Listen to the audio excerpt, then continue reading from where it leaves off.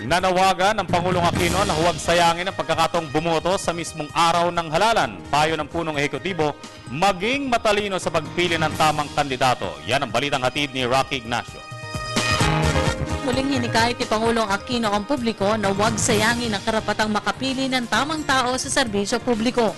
Pinangunahan ng Pangulo ang meeting de avance ng Liberal Party na ginanap sa Amoranto Sports Complex sa Quezon City.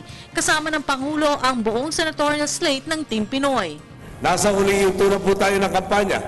Sa Lunes, muling pipili ang sambayan ng Pilipino na mga pinunong magtitimon sa ating bayan sa susunod na mga taon. Kaya naman, humaharap ako sa inyo ngayon, hindi para dumagdag pa sa mga nasabit na ipangako na sa inyo ng samot-saring kandidato at pahirapan pa kayo sa pagpili ng mga pangalang inyong iboboto.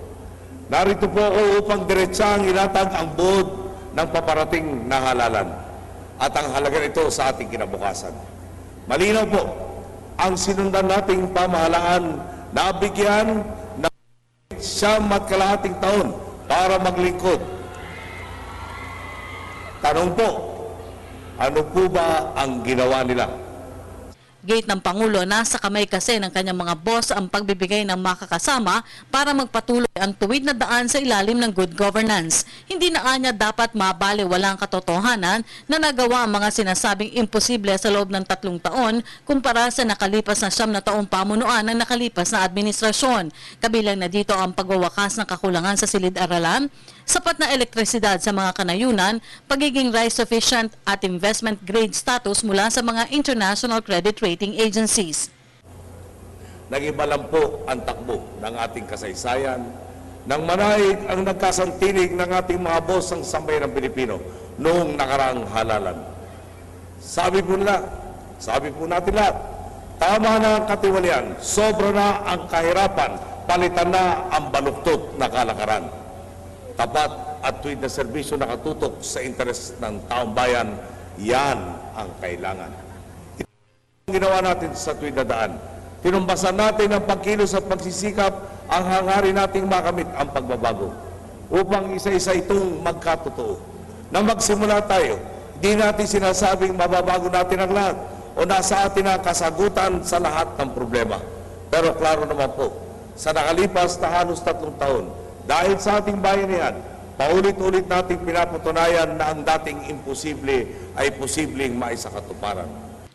Naging tatak ng Administrasyong Aquino ang pagbaka kontra katiwalian at korupsyon, pero pagtiyak ng Pangulo hindi siya hihinto sa paglilinis sa lipunan hanggang sa pagtatapos ng kanyang termino.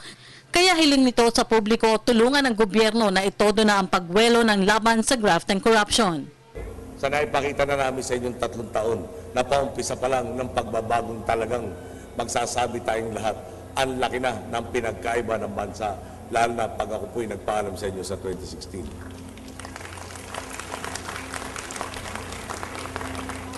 Magkukulang po ako kung hindi ako magpapasalamat sa inyo, ating mga boss. Lahat ng laban tinahak natin, lahat ng pagsubok sa loob at labas ng bansa, buong tapang nating hinarap at kinaya dahil kayo po ay nasa likuran natin. Ngayon po ay nakikiusap ako sa inyo ulit.